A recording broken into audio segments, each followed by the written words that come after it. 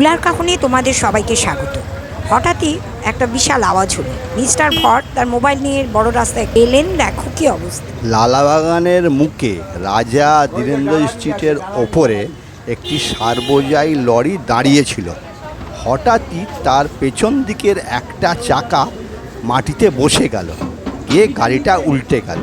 তার মানে রাস্তার তলাটা ফাঁপা, ফুটপাত দিয়ে বহু মানুষ চলাফেরা করে, কিন্তু ভগবান রক্ষা করেছেন, কারোর কিছু হয়নি, নাহলে এটা বিরাট কিছু বিপদ হয়ে যেতে পারত। পুলিশ এবং কর্পোরেশনের লোকেরা তাদের যা কর্তব্য করার সব করছেন, মাল খালাস করছেন, মেশিনের সাহায্যেই করছেন। ধীরে ধীরে ব্যাপারটা একটু স্থিতিশীল হয়েছে। উৎসুক জনতা সব এসে দেখছেন। বাড়ির কাছে এমন ঘটনা, তাই সকলের কাছে শেয়ার করলাম। বড় একটি লং ভিডিও নিয়ে আসছি, সাংস্কৃতিক ভিডিও। এখানেই শেষ করলাম। নমস্কার।